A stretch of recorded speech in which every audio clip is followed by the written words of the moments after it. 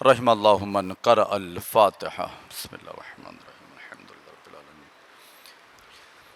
الرحمن الرحیم مالک یوم الدین ایاک نعبد و ایاک نستعین اہدنا الصراط المستقیم صراط الذین انعمت علیہم المغضوب علیہم ولا الضالین۔ دعائے صحت کی ایک اپیل آئی ہے۔ ایک مومن ہے، ان کی دادی کی طبیعت کافی ناساز ہے۔ پروردگار سے دعا مانگتے ہیں ان کو جلد از جلد شفاء کامل و عاجل عنایت فرمائیں۔ ان کی صحت یابی کے لیے ایک مرتبہ بآواز بلند صلوات اللہم صلی علی محمد و آلہ وسلم۔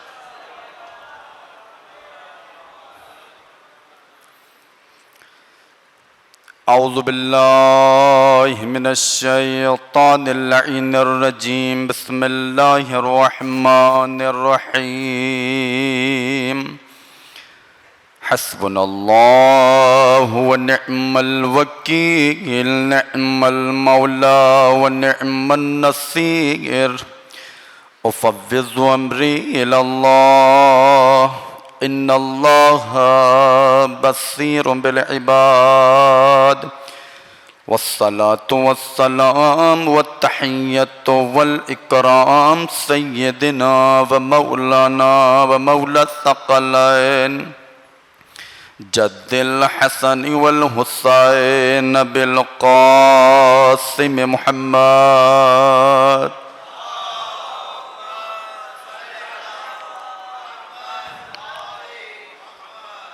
وآلہ الطیبین الطاہرین المعصومین المظلومین،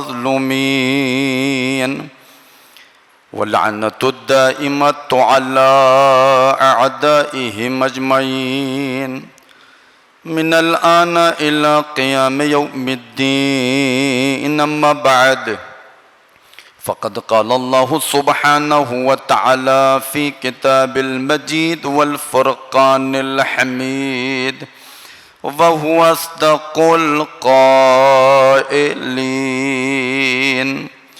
بسم اللہ الرحمن الرحیم۔ قل لا اسألکم علیہ اجرا الا المودۃ فی القربى۔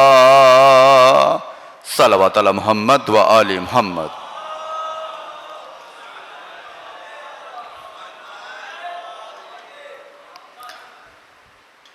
محترم سامعین، عزاداران سید الشہداء علیہ السلام،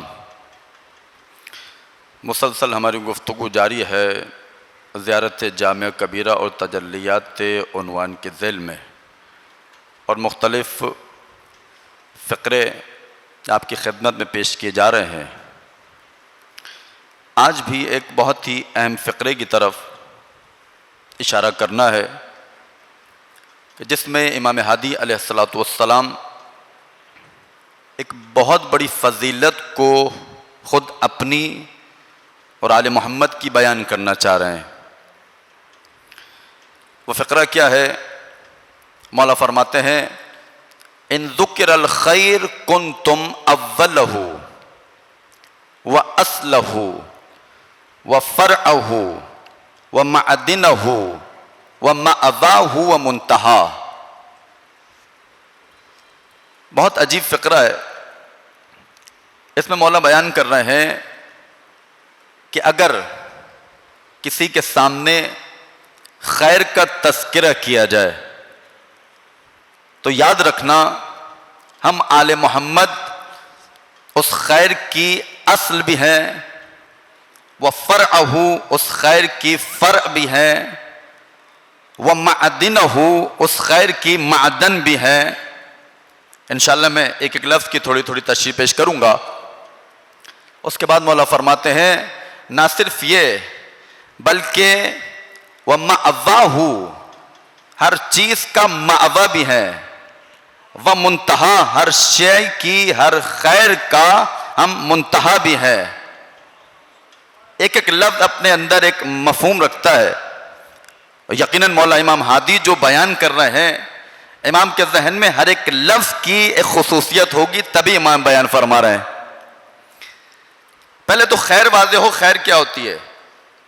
خیر کی جب تعریف کی گئی تو یہ کہا جاتا ہے کہ خیر اس چیز کو کہا جاتا ہے کہ جو انسان عقلی طور پر جس چیز کی طرف لپکتا ہے، رغبت کرتا ہے عقلاً. مثال کے طور پر بچے بیٹھے ہیں، عقل یہ کہتی ہے کہ عدالت کرنا اچھی چیز ہے،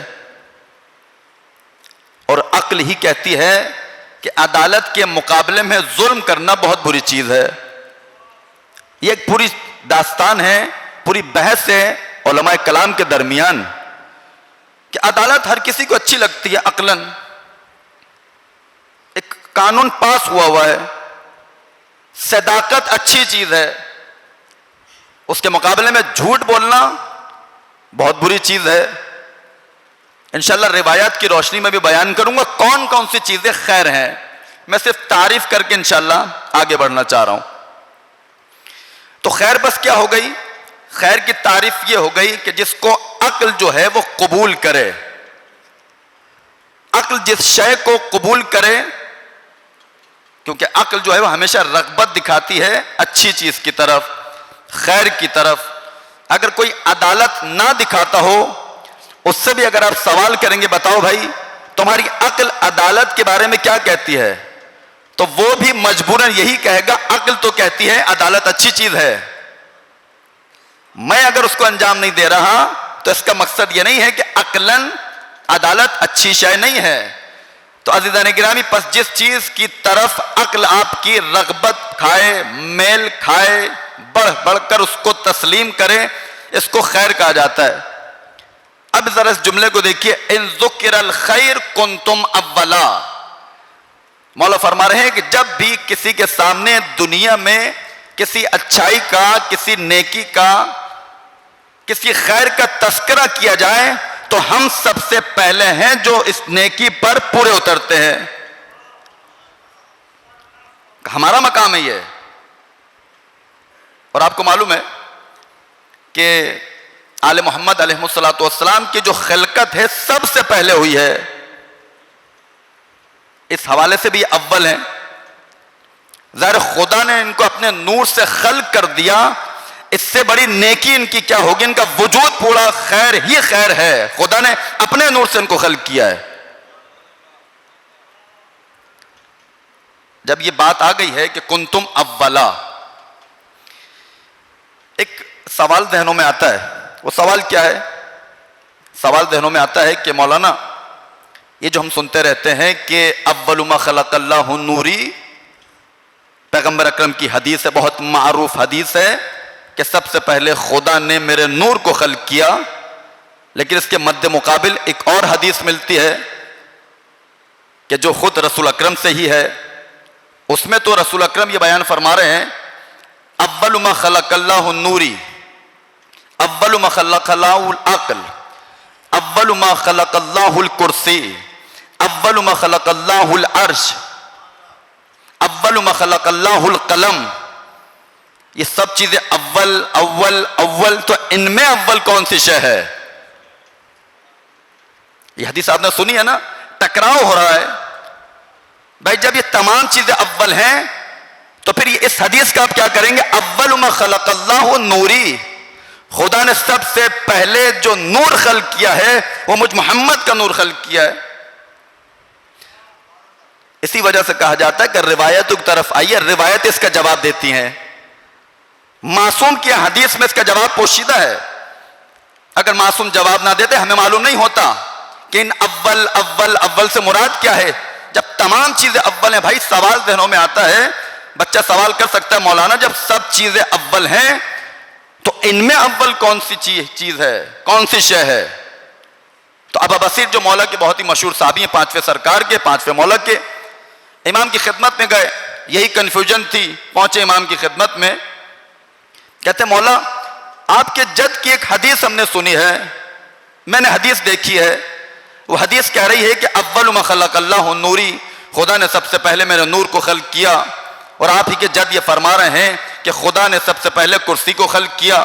آپ ہی کے جد یہ فرما رہے ہیں سب سے پہلے خدا نے عرش اعظم کو خلق کیا، سب سے پہلے خدا نے لوح کو خلق کیا، سب سے پہلے خدا نے عقل کو خلق کیا۔ مولا یہ تو بتائیے ان تمام چیزوں میں اول کون سی چیز ہے؟ آپ اول ہیں یا یہ اول ہے؟ مولا نے بیان فرمایا، دیکھیے آل محمد کی احادیث سے اگر کوئی نزدیک ہو جائے تو جوابات خود بخود مل جایا کرتے ہیں۔ اسی وجہ سے کہا جاتا ہے جو بھی حاصل کرو حدیث سے امام کو دیکھو، امام نے اس کے بارے میں کیا کہا ہے، آپ کو یہ دیکھنا ہے۔ جا کر سوال کیا تو مولا نے بیان فرمایا، دیکھو یہ تمام چیزیں دیکھنے میں الگ الگ ہیں، ان کی حقیقت ایک ہی ہے۔ کہا کہ ہم ہی اول نور ہیں، کہا ہم ہی قلم ہیں، ہم ہی لوح ہیں، ہم ہی کرسی ہے، ہم ہی عقل ہے۔ تو اس سے مراد کوئی تضاد نہیں ہے، ان تمام چیزوں سے جو اول مراد ہے وہ ہم آل محمد کی ذوات مقدسہ ہیں۔ صلوات علی محمد و آل محمد۔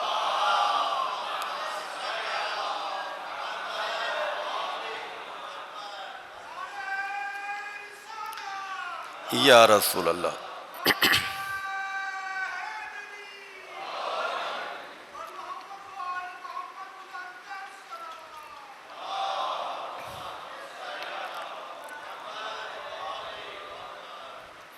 توجہ فرمائی آپ نے، تو یہ سب سے پہلے ہے، تو اس سے بڑی نیکی اور کیا ہوگی؟ خدا نے اپنے نور سے ان کو خلق کر دیا۔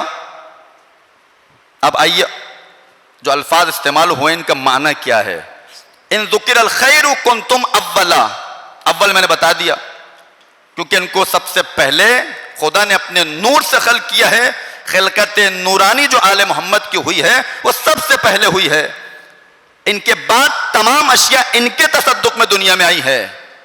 جس کو جو بھی وجود عطا ہوا ہے آل محمد کے وسیلے سے عطا ہوا ہے، سب کچھ آل محمد کا وسیلہ ہے۔ عزیزان گرامی، اس کے بعد آئیے اصل، یہ اصل خیر ہیں، اس کا جواب خود روایت نے دیا۔ امام صادق علیہ الصلوۃ والسلام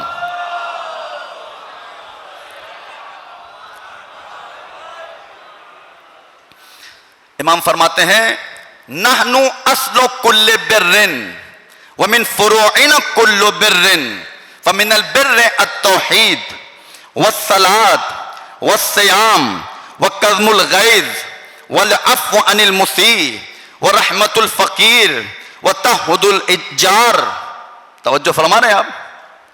والاقرار بفضل اہلہ، مولا فرما رہے ہیں ہر نیکی کی جڑ ہم آل محمد ہیں، اور جو فروعات نیکی کی نکلتی ہیں اس سے مراد بھی ہم آل محمد ہیں۔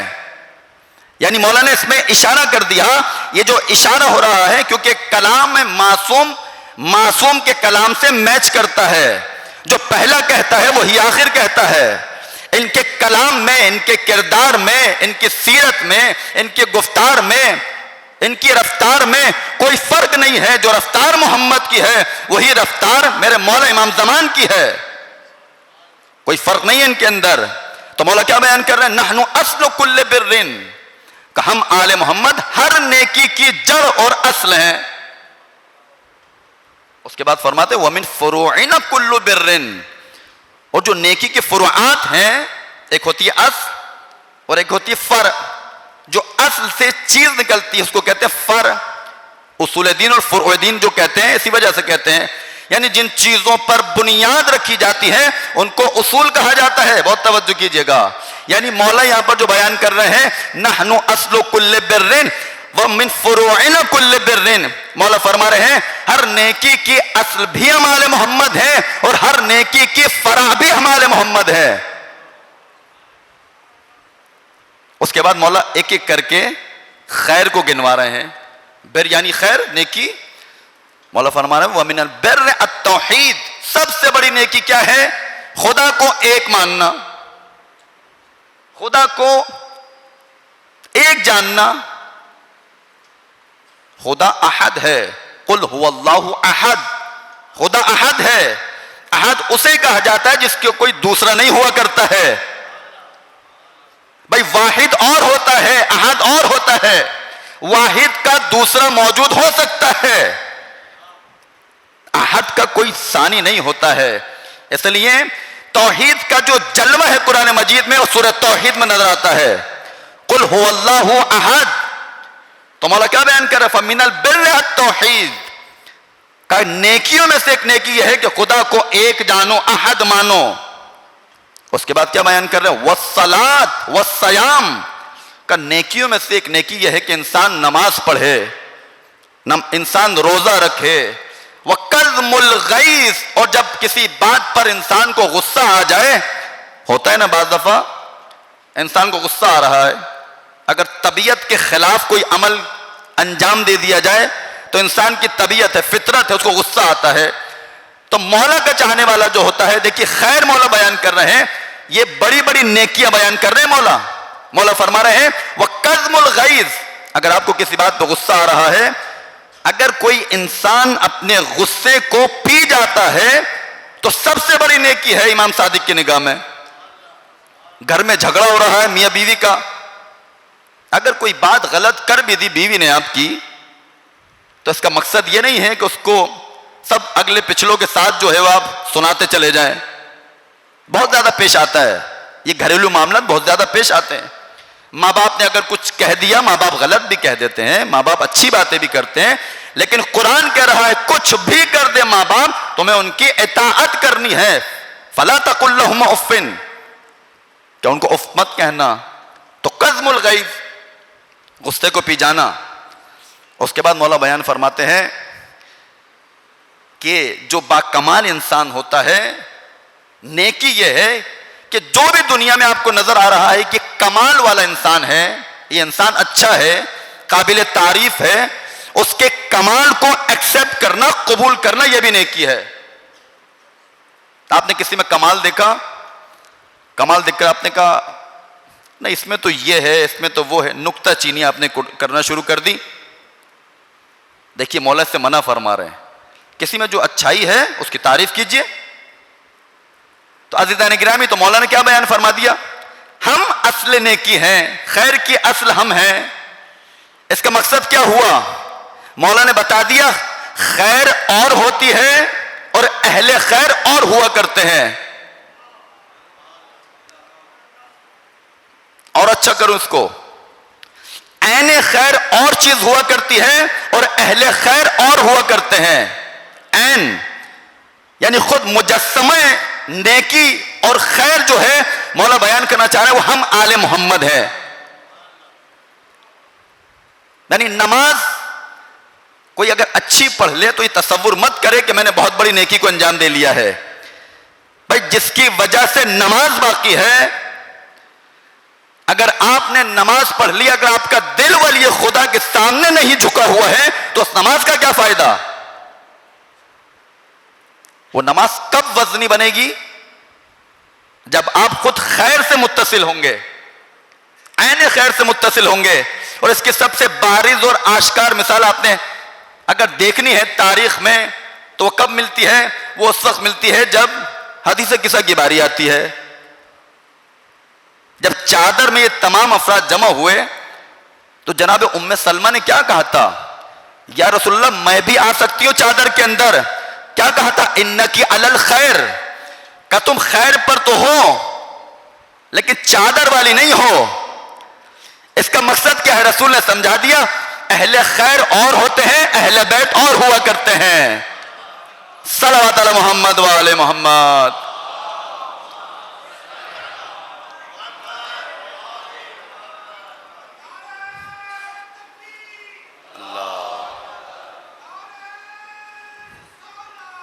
یا رسول اللہ.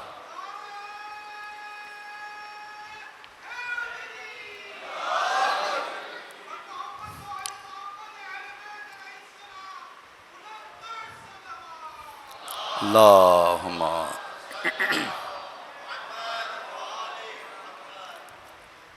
تو یہ اصل خیر بھی آل محمد ہے، فرع خیر بھی آل محمد ہے، وہ معدن ہو اور معدن خیر بھی آل محمد ہے. معدن کا معنی کیا ہے؟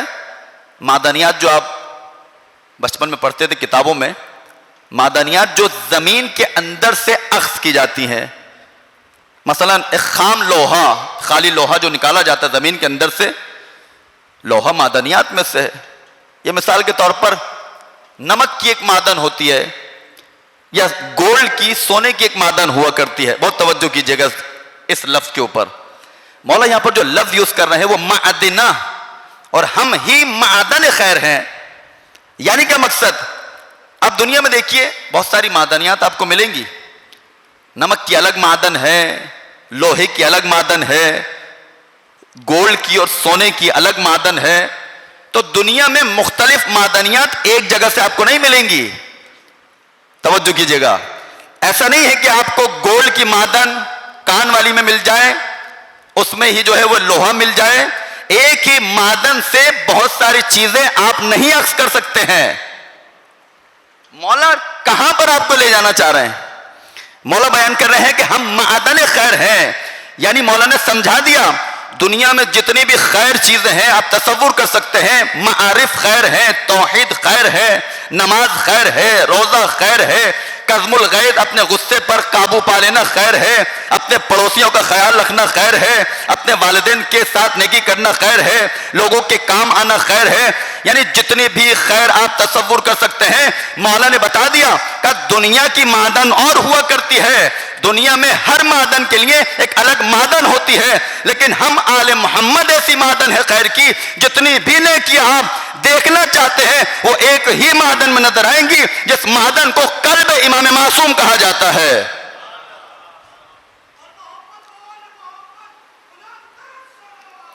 اللہم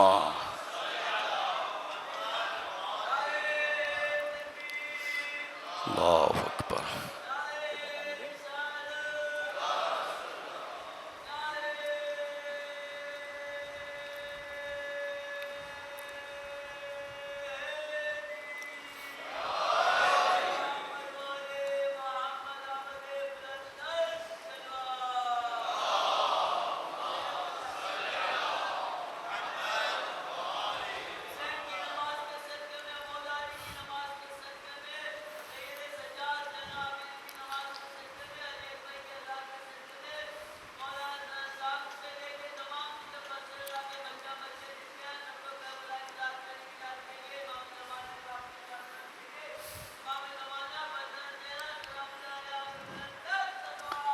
اللہم صلی علی محمد. اس کے بعد مولا فرما رہے وہ مأوا، ہم ہر خیر کی مأوا ملجا ہیں. مأوا معدن سے تھوڑا فرق کرتی ہے چیز. معدن یعنی جس جگہ سے خیر کو نکالا جائے وہ قلب آل محمد ہے.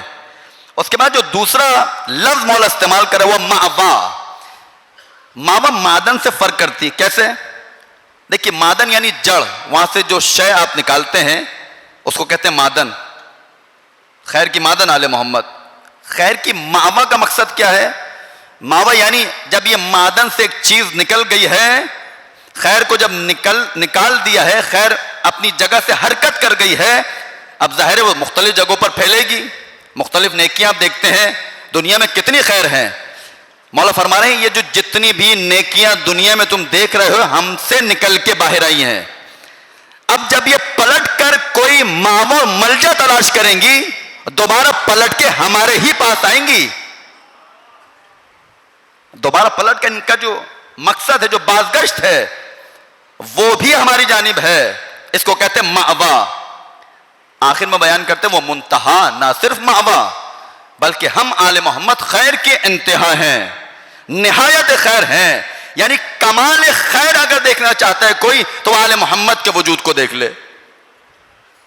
منتہا. بہت ساری خوبیاں زندگی میں ہیں آپ کی. کہتے ہیں جتنے باکمال افراد آپ دیکھ سکتے ہیں، انتخاب کر سکتے ہیں، ان تمام باکمال افرادوں کی نیکیوں کو جمع کیا جائے وہ بھی انتہائی خیر تک نہیں پہنچیں گی.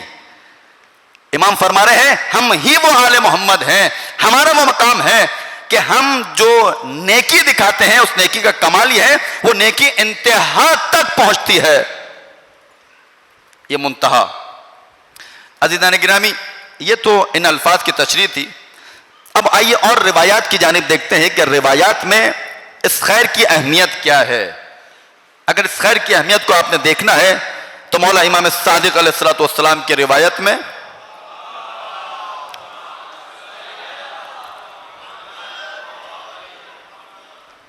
مولا فرما رہے ہیں، دیکھیے جب ہر چیز آل محمد ہے خیر کے حوالے سے، اصل خیر بھی یہی ہے، فرع خیر بھی یہی ہے، منتہی خیر بھی یہی ہے، ماوى خیر بھی یہی ہے، معدن خیر بھی یہی ہے، تو اب ظاہر ان کا وجود ایسا وجود بن جائے گا جو کچھ دنیا میں تقسیم ہو رہا ہے، جو نیکیاں آپ تک پہنچ رہی ہیں، اس کی جڑ اور بیخ، اس کی فاؤنڈیشن جو ہے آل محمد علیہ الصلوۃ والسلام ہے. اس لیے امام فرما رہے ہیں لولا محمد والاوصیاء لکنتم حیارک البہائم ولا تعرفون فرضا من الفرائض. مولا نے اسی چیز کی طرف اشارہ کیا کہ اگر محمد مصطفیٰ کی ذات نہ ہوتی، اگر محمد مصطفیٰ کے اوصیاء نہ ہوتے، لکنتم حیارک البہائم، کہ تم چوپائیوں کی طرح، جانوروں کی طرح حیران و پریشان سرگردہ ادھر ادھر بھٹک رہے ہوتے.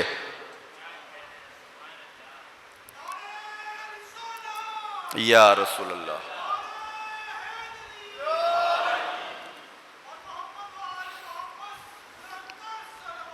اللہم اگر آل محمد کا وجود بابرکت نہ ہوتا، مجھے بتائیے نماز کوئی پڑھ سکتا تھا؟ روزہ کوئی کر سکتا تھا؟ جناب ختمی مرتبہ دنیا میں آئے، پورا دین آپ تک پہنچا دیا، اور آج تک یہ دین آپ کے پاس موجود ہے. تو مولا آخر میں کیا بیان کر رہے ہیں؟ وَلَا تَعْرِفُونَ فَرْضًا مِنَ الْفَرَائِضِ، کہ تمہاری حالت یہ ہوتی کہ جتنے بھی واجبات ہیں، جتنے بھی فرائض ہیں، تم ان کی معرفت کو حاصل نہیں کر سکتے تھے. غور فرما رہے ہیں آپ عزیزان گرامی؟ اور اگر خود آل محمد کی خیر کو کوئی حس کرنا چاہتا ہے تو واقعات، روایات بھری پڑی ہیں. دیکھیے اخلاص بھی ایک خیر ہے. اخلاص کو اگر دیکھا جائے تو تمام عبادتوں کی جڑ جو ہے وہ اخلاص ہے. قربتاً الی اللہ، اگر آپ راستے میں سے ایک پتھر کو بھی ہٹا رہے ہیں یہ بھی خیر ہے. ایک مرتبہ پتھر کو ہٹاتے ہیں، مثال کے طور پر روڈ گندا لگ رہا ہے، روڈ خراب لگ رہا ہے، اس کو صاف کرنے کے لیے آپ نے پتھر کو ہٹا دیا. ایک یہ نیت ہوتی ہے. ایک نیت یہ ہوتی ہے کہ جو پتھر میں ہٹا رہا ہوں، ممکن ہے کوئی بوڑھی خاتون آئے، اس کا پیر اٹکے وہ گر جائے. اگر آپ نے یہاں پر قربتاً الی اللہ کی نیت رکھتے ہوئے پتھر کو ہٹایا، یہ بھی خیر بن جاتی ہے. اور فرما رہے ہیں اخلاص اس میں آ گیا. ہر عبادت کی جڑ اخلاص ہے. زیارات پر جا رہے اخلاص چاہیے، نماز پڑھ رہے ہیں اخلاص چاہیے. اس اخلاص کو اگر دکھایا ہے تو میرے اور آپ کے مولا علی ابن ابی طالب نے دکھایا ہے.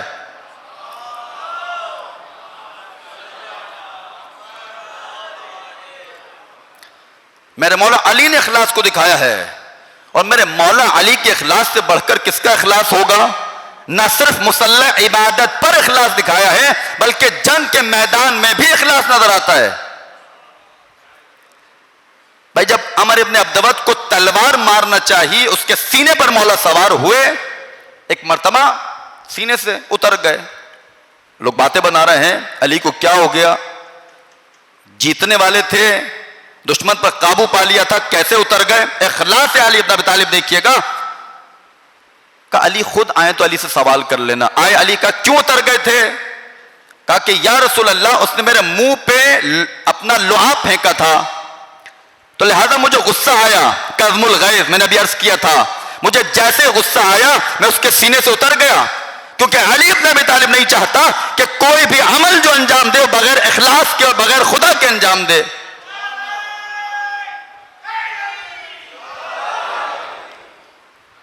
تو میدان میں بھی علی نے اخلاص دکھایا. اسی طرح ایک روایت ملتی ہے، روایت میں ملتا ہے، غور کیجئے، بہت خوبصورت روایت ہے. ایک مرتبہ ایک شخص دو بہت ہی اچھے اونٹ، شتر لے کر آیا پیغمبر کی خدمت میں.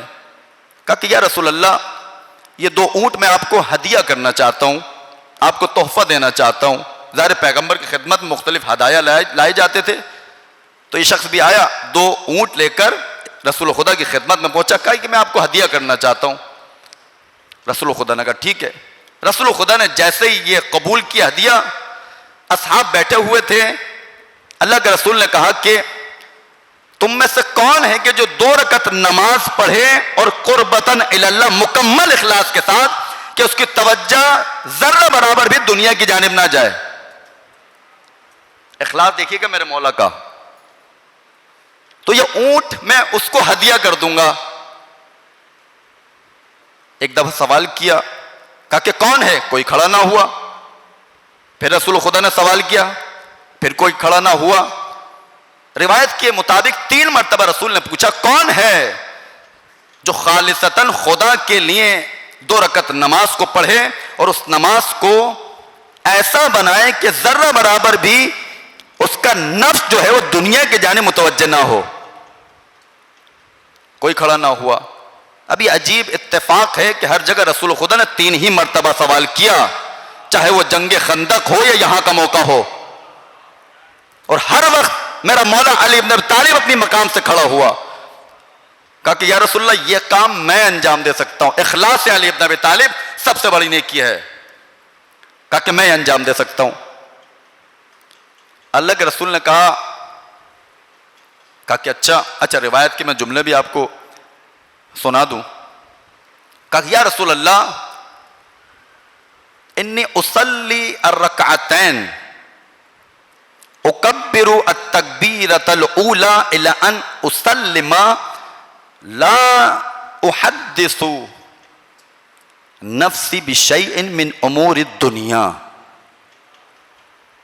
کہا کہ یا رسول اللہ میں یہ 2 رکعت نماز پڑھوں گا, اس میں تکبیر بھی کہوں گا, اور انشاءاللہ میرا نفس بھی دنیا کی طرف جانب ذرہ برابر بھی منتقل نہیں ہوگا. ابھی اتنے اعتماد کے ساتھ علی ہی کہہ سکتے ہیں جو اصل خیر کا مصداق اتم ہے. کہا کہ علی ٹھیک ہے, بسم اللہ نماز شروع کرو. نماز علی نے شروع کی, 2 رکعت نماز پڑھ لی. جیسے ہی نماز ختم ہوئی ہے جبرائیل امین نازل ہوئے. کہا کہ یا رسول اللہ یہ جو 2 اونٹ ہیں یہ علی کو اب ہدیہ کر دیں.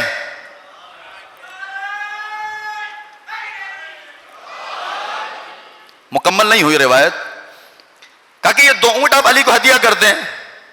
اب دیکھیے اللہ کا رسول جانتا تھا کہ علی نے جو نماز پڑھی ہے وہ کاملاً قربتاً الی اللہ پڑھی ہے, مکمل اخلاص کے ساتھ پڑھی ہے. رسول اکرم جو ایسی باتیں بیان کرتے تھے یہ فضیلت علی ابن ابی طالب کی آپ تک پہنچانا چاہتے ہیں, تبھی ایسی باتیں کرتے تھے. رسول خدا نے کہا کہ جبرائیل علی جب نماز پڑھ رہے تھے, جب علی تشہد کے پاس پہنچے تو علی کے ذہن میں خیال آیا تھا کہ ان میں سے سب سے اچھا اونٹ کون سا ہے دونوں میں سے. کیا خیال آیا کہ ان دونوں میں سے سب سے اچھا اونٹ کون سا ہے؟ تو خیال تو آ گیا, دنیا کی طرف چلا گیا خیال. توجہ کیجئے گا, نبی اکرم کو معلوم تھا لیکن ہم تک فضیلت پہنچانا چاہتے تھے. رسول کا کام ہی یہ تھا, پوری زندگی رسول نے علی علی تو کیا ہے, اور کیا کیا ہے. جبرائیل نے کہا کہ نہیں, پروردگار یہ کہہ رہا ہے تشہد میں جو علی کے دل میں خیال آیا تھا کہ ان میں سے کون سا اونٹ بہتر ہے, یہ خیال بھی نہ دنیا کے لیے تھا بلکہ مکمل خدا کو علی دیکھ رہے تھے. علی اس لیے سوچ رہے تھے ان دونوں میں سے جو اونٹ بھی سب سے بہتر ہوگا, جو فربا ہوگا, صحت مند ہوگا, وہ میں خدا کی راہ میں انفاق کر دوں گا. اس وجہ سے خیال آیا. ملاحظہ کیا آپ نے؟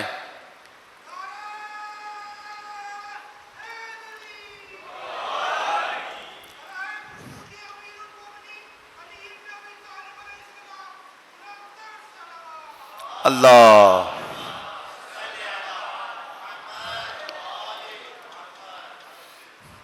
اس میں اخلاص جو مولا نے دکھایا یہ ثابت کر دیا, ان ذکر الخیر کنتم اولا وفرعا, ہم ہی اصل خیر ہیں. میں نے عرض کیا نا کہ اخلاص جو ہے وہ جڑ ہے ہر عبادت کی. یہ ہو نہیں سکتا جو چیز بھی عبادت کی جڑ ہو آل محمد اس سے دور ہو جائیں. والسابقون السابقون اولئک المقربون کے مصداق کامل ہے آل محمد. ہر چیز میں سبقت کرنے والے ہیں. کوئی بھی دنیا کی نیکی ہو نہیں سکتا کہ آل محمد اس میں سبقت نہ دکھا رہے ہوں. یہی تو کمال ہے امام کا کہ اپنے زمانے کا افضل ترین شخص ہوا کرتا امام.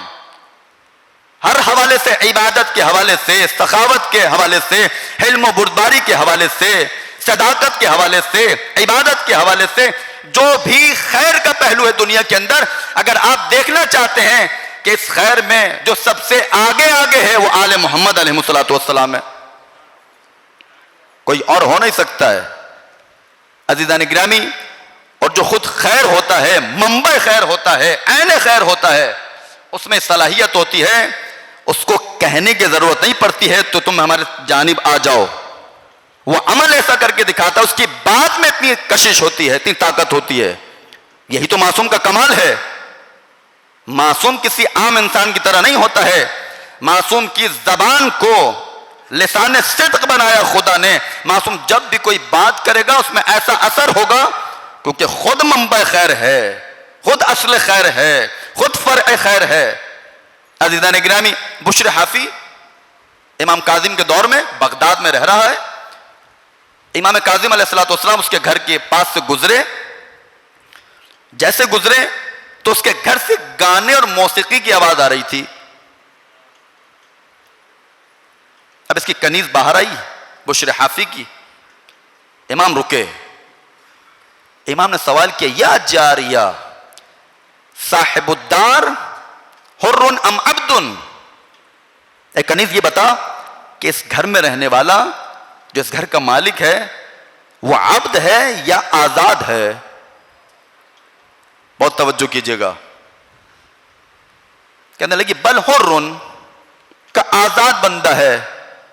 امام نے فرمایا لو کان عبدا خاف من مولا، اگر یہ عبد ہوتا، بندہ ہوتا، تو اپنے مولا کی اطاعت کرتا، کیونکہ آزاد ہے.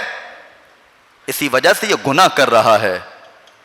عزیزان گرامی، واقعاً ہلا دے دینے والا واقعہ، روایت بڑی سخت روایت ہے. یہ جب امام سے کوئی متصل ہو جائے، قلب امام سے، میں نے ایک جگہ عرض کیا تھا، نہ صرف امام کے نزدیک ہو کر انسان ہدایت پا سکتا ہے، بلکہ امام کے اقوال میں، امام کی حدیث میں، امام کے کلام میں اتنا نور ہے، انسان جہاں کہیں بھی ہوگا اگر امام کا کلام اپنے قلب پر اتار لے گا تو اس کو ہدایت مل کے رہے گی.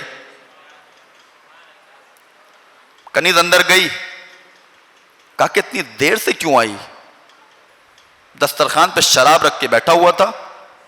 کہا کہ اتنا لیٹ کیوں آئی ہو تم؟ اتنی دیر کیوں لگا دی تم نے؟ کہا کہ فلاں فلاں شخص آیا تھا، وہ مجھ سے یہ کہہ رہا تھا.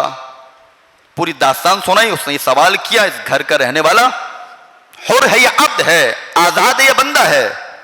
میں نے اس کو بتا دیا کہ اس گھر میں رہنے والا حر ہے، آزاد ہے. کہا اس نے پھر کیا کہا؟ کہا کہ اگر یہ عبد ہوتا تو یہ گناہ نہ کرتا، اپنے مولا سے خوف کھاتا.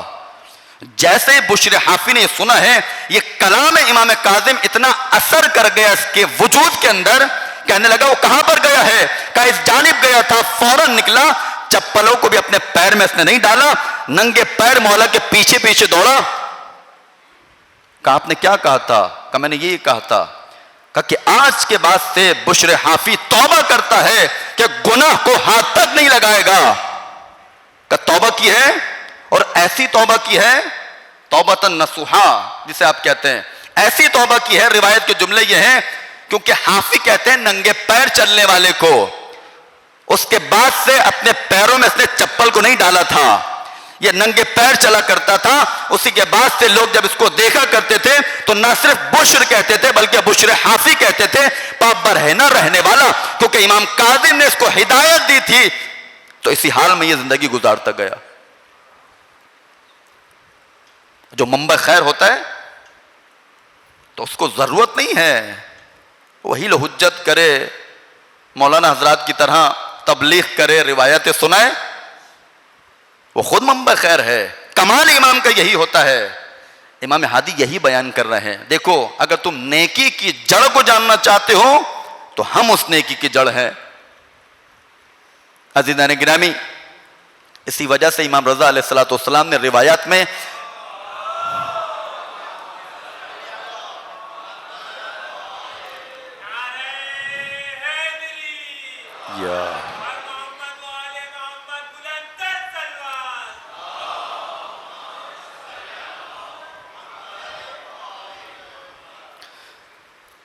امام خطبے میں، جس کو خطبہ غرہ کہا جاتا ہے، جو مولا نے مرو میں دیا ہے، جب مولا مامون کے پاس جا رہے تھے راستے میں مسجد میں مولا نے خطبہ دیا امامت کے اوپر، اس میں مولا مقام امام کو بیان کر رہے ہیں. اصل خیر بھی امام ہے، فرع خیر بھی امام ہے. امام نے اس میں ایک جملہ ارشاد فرمایا، کلام الامام امام الکلام ہوا کرتا ہے. بڑی طاقت ہے اس کلام کے اندر. مولا فرما رہے امام تمہیں جاننا ہے امام کسے کہتے ہیں؟ مولا نے فرمایا الامام واحد الدہرہ ولا یدانیہ احد ولا یعادلہ عالم ولا یوجد لہ بدل ولا لہ مثل ولا نظیر. ایک ایک لفظ کو آپ ذرا غور سے دیکھیں. میں عرض کرتا ہوں جس طرح یہ زیارت جامعہ کا ٹکڑا فقرہ میں نے آپ کی خدمت میں بیان کیا، ان ذکر الخیر کنتم اولا و اصلا و معدنا و معوا و منتہا، ایک ایک لفظ اپنے اندر ایک تشریح رکھتا ہے کیونکہ امام بیان کر رہا ہے.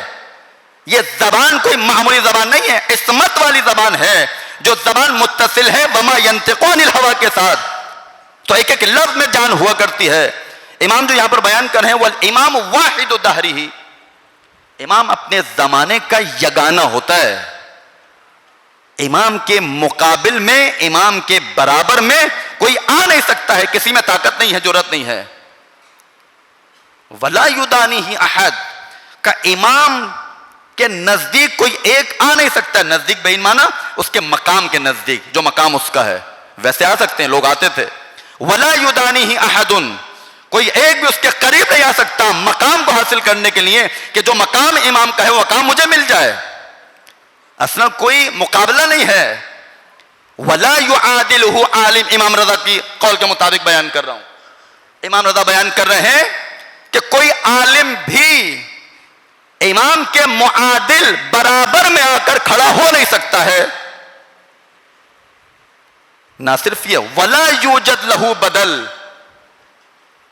امام کو بدل بھی نہیں ہوتا. نعم البدل اگر کوئی تلاش کرنا چاہے گا کہ امام چلا گیا، مثال کے طور پر ابھی امام پردہ غیبت میں ہے، استغفر اللہ، صرف مثال دے رہا ہوں، کوئی حضوراً امام جیسا لا کر کھڑا کر دے، ہو نہیں سکتا. ولا یوجد لہ بدل، کوئی بدل نہیں ہے، کوئی آلٹرنیٹ نہیں ہے. دنیا میں ہو سکتا ہے ایک مجتہد گیا، مثال کے طور پر ایک مجتہد کی وفات ہوئی، آپ شاید یہ کہہ سکتے ہو کہ یہ عالم فلاں عالم کی طرح ہیں، یہ تو آپ کہہ سکتے ہیں. مثال کے طور پر کوئی بادشاہ گیا، مرا، اس کی جگہ اس کا بیٹا آ گیا. یہ دنیاوی مقامات بتا رہا ہوں میں آپ کو. کہہ سکتے ہیں یہ اپنے باپ کی طرح ہے. ایک عام عالم مرا، اس کی ڈیتھ ہوئی، اس کا بیٹا عالم بن گیا. اب مثال کے طور پر اسی کی طرح گفتگو کر رہا ہے تو آپ کچھ شباہت نکال سکتے ہیں کہ یہ اپنے بابا کی طرح گفتگو کر رہا ہے. جیسے بابا اس کے گفتگو کرتے تھے ممبر کے اوپر، یہ بھی اپنے بابا کی طرح بات کر رہا ہے. لیکن عزیزان گرامی، واحد منصب امامت ہے. امام رضا یہی اشارہ کر رہے ہیں ولا یوجد لہ بدل کا امام کی شان یہ ہے کہ امام جس زمانے میں گزر رہا ہو، اگر امام ظاہری اعتبار سے دنیا سے چلا بھی جائے تو امام کی جگہ امام ہی آئے گا، غیر امام نہیں آ سکتا ہے.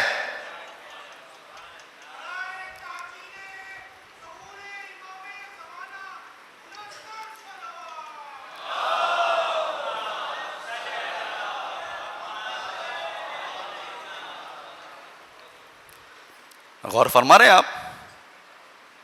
تو امام کو کوئی بدل بھی نہیں ہو سکتا ہے، آلٹرنیٹ ہے ہی نہیں. ہاں اگر بن سکتا ہے تو وہ امام ہی بنے گا.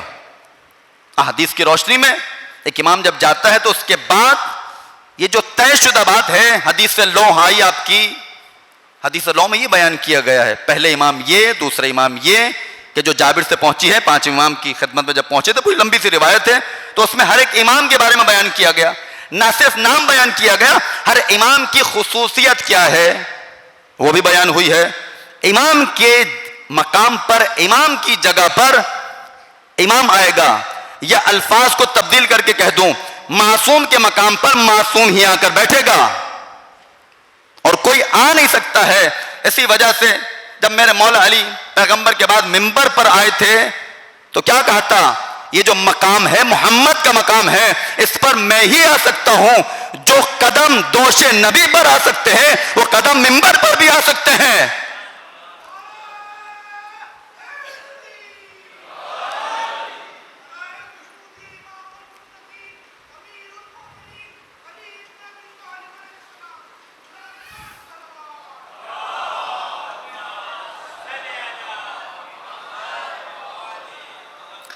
اس کے بعد آخری ٹکڑا جو مولا نے ارشاد فرمایا، وَلَا يُوجَدْ لَهُ بدل وَلَا لَهُ مِثْلٌ وَلَا نَظِيرٌ، امام جیسا بھی تم تلاش نہیں کر سکتے ہو، اصلا ممکن نہیں ہے امام جیسا تم لے کر آ جاؤ، امام رضا کے مطابق بیان کر رہا ہوں، وَلَا لَهُ مِثْلٌ وَلَا نَظِيرٌ، بھائی یہ کیسے ممکن ہے جو لیسا کا مثلی شیء ان کے مصادق بن رہے ہوں، جب ان کو خدا بنائے گا تو یہ خدا نے ان کو بھیجا ہے، جب خدا لیسا کا مثلی شیء ہے، جب اس نے اپنا نمائندہ بنایا ہے تو وہ بھی ایسا ہی بنائے گا، اس کے مثل بھی دنیا میں کوئی ہو نہیں سکتا ہے، اصلا ممکن نہیں ہے۔ اسی زیارت جامعہ میں اور اس بات کو آگے بڑھاؤں، تجلیات امامت آپ کو زیارت جامعہ میں نظر آئیں گی مکمل طور سے، البتہ مکمل یہ میں اپنے اعتبار سے بیان کر رہا ہوں، میں نے پہلی مجلس میں عرض کیا تھا، احتیاط کر رہا ہوں میں اس جملے پر کہ یہ بھی مولا نے راضی کے ذہن کے مطابق بیان کیا ہے، اور ابھی بھی آپ میں سے کوئی تصور بھی نہ کریں، یہ جو فضائل زیارت جامعہ کبیرہ میں مولا نے بیان فرمائے ہیں یہی آل محمد کے فضائل ہیں، نہیں، آل محمد کے فضائل اس سے کہیں بالاتر ہیں جو زیارت جامعہ میں آئے ہیں، یہ کچھ بھی فضائل نہیں ہے، لیکن پھر بھی کہا جاتا ہے کہ امام شناسی کے لیے بہترین متن ہے زیارت جامعہ کبیرہ۔ اسی زیارت جامعہ کبیرہ میں میرے مولا امام ہادی جب آگے بڑھتے ہیں، ایک ایک کلام، ایک ایک جملہ، ایک ایک لفظ ذرا امام کا آپ دیکھیے گا، قربان جائیے ایک ایک لفظ کے کہ جو مولا کی لبھائے مبارک سے جاری ہو رہا ہے۔ مولا فرماتے ہیں امام کا مقام تمہیں جاننا ہے کیا ہے؟ مولا فرماتے ہیں کہ لا یلحقہ لاحق ولا یفوقہ فائق ولا یسبقہ سابق ولا یطمع فی ادراکہ الطامع۔ ایک ایک لفظ آپ دیکھیے کس طرح مولا ارشاد فرما رہے ہیں، کیا بیان کیا مولا نے اس کے اندر؟ مولا فرماتے ہیں امام کی کن ہے مقام تک، کن ہے معرفت تک، انتہائی معرفت تک، لا یلحقہ لاحق، کوئی اگر ملحق بھی ہونا چاہے گا نا امام کے ساتھ، مولا کے مقام تک کوئی پہنچ نہیں سکتا، کوئی ملحق نہیں ہو سکتا۔ ولا یفوقہ فائق، فائق کہتے ہیں یعنی جو دنیا میں باکمال شخص ہو، جس کو آپ جینیس کہتے ہیں، بہت جینیس شخص ہے، یہ بہت انٹیلیجنٹ بندہ ہے، کمال کا بندہ ہے، بہت ذہین ہے، ہر لحاظ سے بہترین ہے، ذہن بھی اس کا بہترین ہے، جس کو دنیا باکمال سمجھتی ہے، ایسے ہزاروں باکمال جمع ہو جائے، امام فرما رہے ہیں ولا یفوقہ فائق، کوئی باکمال دنیا کا اگر مولا کے مقام تک پہنچنا چاہے گا اس میں جرات نہیں ہے مولا کے مقام تک پہنچ سکے۔ اس کے بعد فرما رہے ہیں لا یسبقہ سابق، کوئی سبقت اگر کرنا چاہے گا، دنیا میں ہوتا ہے مجھے آگے بڑھنا ہے، مثال کے طور پر ایک میڈیکل کا طالب علم، اسٹوڈنٹ، ایک ہی خاندان کے 2 بچے میڈیکل پڑھ رہے ہیں، ڈاکٹر بننا چاہتے ہیں، وہ بھی ڈاکٹر بن رہا ہے، یہ بھی ڈاکٹر بن رہا ہے، ساتھ ساتھ ان کی تعلیم چل رہی ہے، تو کمپٹیشن ہوتا ہے، میں اس کو ہرا دوں، اوورٹیک کر دوں، میں آگے بڑھ جاؤں، سبقت لے جاؤں۔ مولا فرما رہے ہیں دنیا میں تو ہو سکتا ہے، مثال کے طور پر ایک مولانا آئے، میں ان سے اچھی مجلس پڑھوں گا، مثال دے رہا ہوں میں، مقابلہ دنیا میں تو ہو سکتا ہے، لیکن امام ہادی فرما رہے ہیں ہم اماموں کا مقام دنیا والا نہیں ہے. اگر کوئی ہم سے آگے بڑھنا بھی چاہے گا اپنی پوری کوشش کر لے پھر بھی ہم سے آگے نہیں بڑھ سکتا. اس کے بعد جو آخری ٹکڑا ہے, اس کے بعد منزل مصائب تک میں پہنچوں, مولا فرماتے ہیں وَلَا يَطْمَعُ فِي إِدْرَاكِهِ الطَّامِعُ. مولا فرماتے ہیں اگر کوئی طمع کرنے والا, کوئی حرص کرنے والا, البتہ طمع جو ہے وہ حرص سے بالاتر جر جائے, یعنی بہت شدت کے ساتھ ایک چیز آپ کو اچھی لگتی ہے. مجھے مثال کے طور پر ایک شخص کی گاڑی بہت اچھی لگی, اب میں طمع کر رہا ہوں, لالچ کر رہا ہوں کہ گاڑی میرے پاس بھی آ جائے. البتہ حسد نہیں, طمع کی بات کر رہا ہوں. کوئی گاڑی بہت شدت کے ساتھ میں اس گاڑی کا عاشق ہو گیا. یہ طمع کب کی جاتی ہے؟ جب آپ کو بہت توجہ کیجیے گا جملے کے اوپر, امام کا کلام ہے یہ, اور یہ تشریح میں اپنے اعتبار سے کر رہا ہوں, امام کے اعتبار سے کر ہی نہیں سکتا ہوں. وَلَا يَطْمَعُ فِي إِدْرَاكِهِ الطَّامِعُ. مولا فرما رہے ہیں اگر آپ طمع کرتے ہیں دنیا کے اندر کسی چیز کی, کسی شے کی, کب کرتے ہیں؟ جب اس شے کا ادراک آپ نے کر لیا ہو, وہ شے آپ کے سامنے بالکل ظاہر ہو چکی ہو, آپ اس شے کو درک کر چکے ہوں, اس کے کمال تک پہنچ چکے ہوں, تب جا کر آپ دنیا میں طمع کرتے ہیں, حرص کرتے ہیں. لیکن امام فرمانا چاہ رہے ہیں بھائی کمال امام کو ابھی کسی نے درک ہی کب کیا ہے جو اس تک پہنچنے کی طمع کرے گا. وَلَا يَطْمَعُ فِي إِدْرَاكِهِ الطَّامِعُ. عزیزان گرامی, تو معصومین علیہ السلام امام ہادی کے قول کے مطابق ان ذکر الخیر کنتم اولا واصلا وفرعا ومعدنا ومأوا ومنتہا.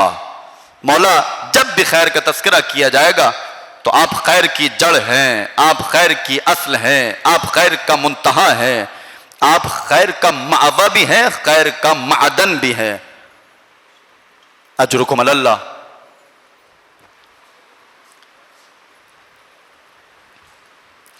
عزادارو, کیونکہ یہ خیر کا معدن بھی ہیں, خیر کا منتہا بھی ہیں, اس لیے آپ پوری زندگی میں آل محمد کے خیر کے علاوہ کچھ نہیں دیکھیں گے.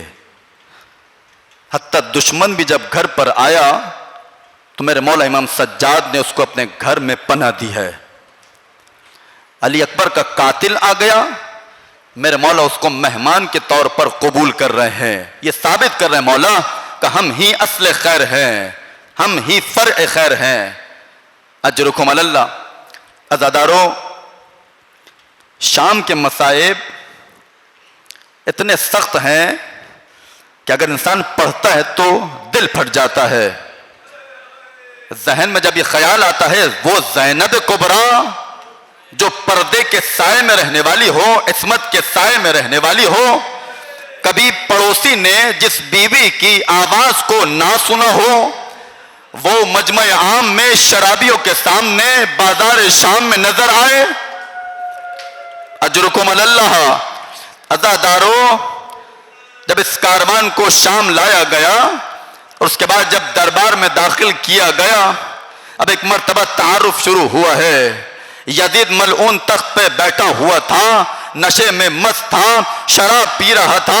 ایک مرتبہ جب تمام چیزوں سے فارغ ہو گیا تو مقتل یہ کہتا ہے, ایک مرتبہ اس نے کہا یہ بی بی کون ہے, ایک ایک کر کے جب نام بتایا گیا.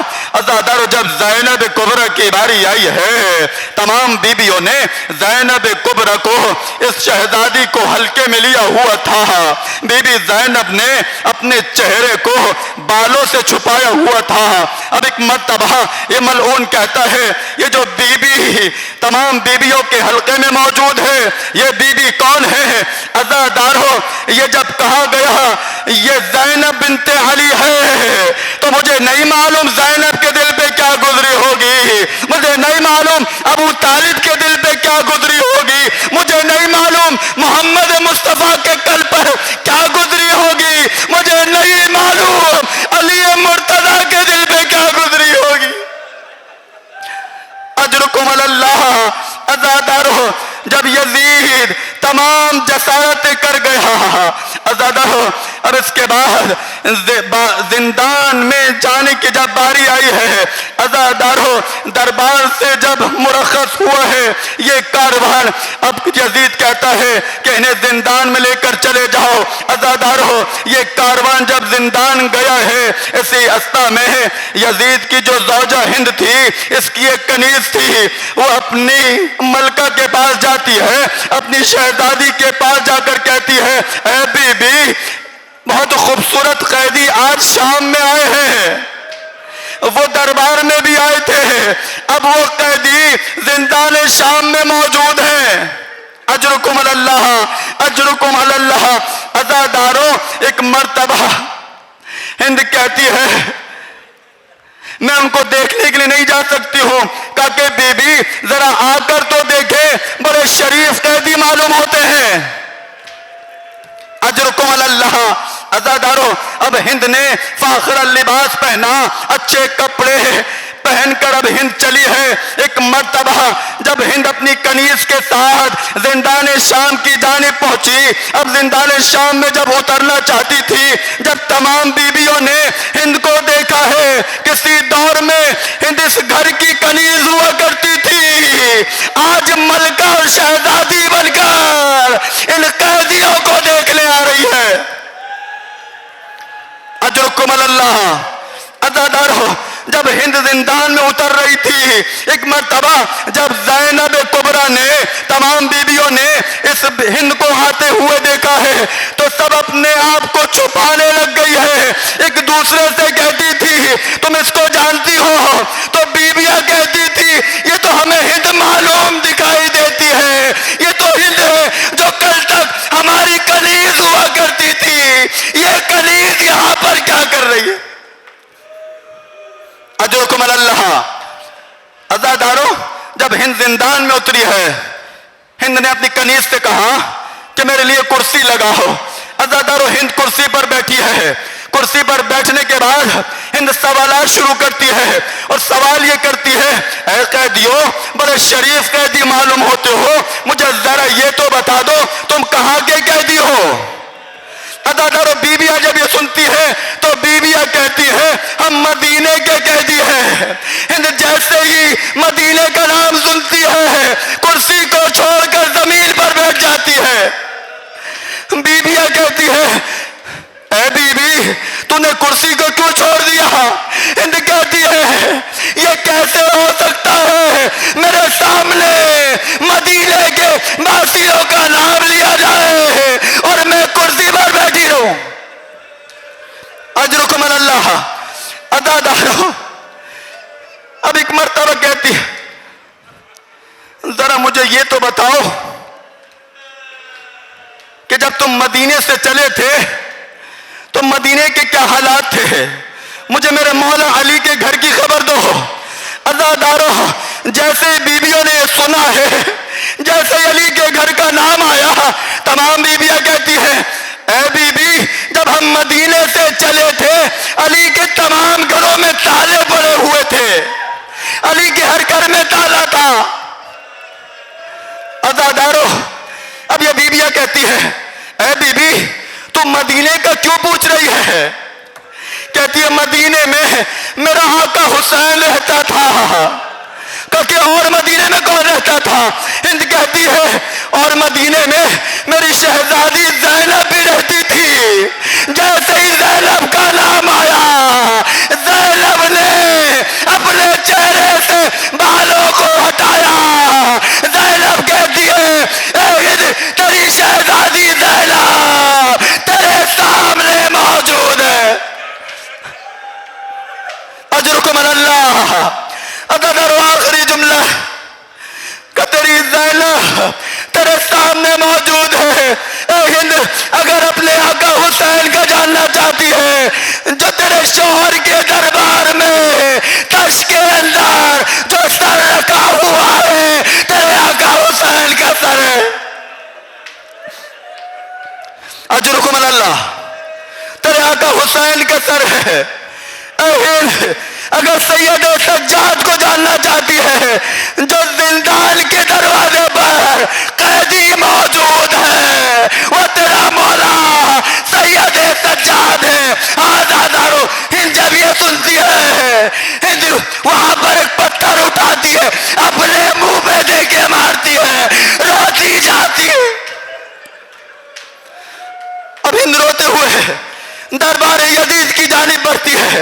عددرہن نے چادر کو پھینکا، دربار میں تمام لوگ موجود تھے، یزید ملعون تخت پہ بیٹھا تھا۔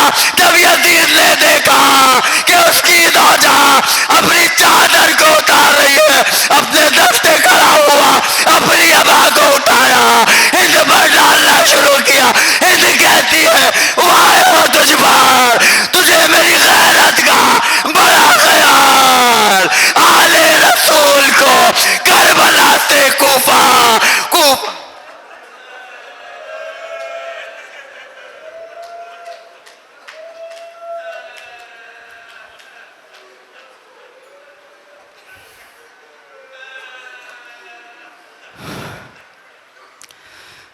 السلام علی الحسین وعلی علی ابن الحسین وعلی اولاد الحسین وعلى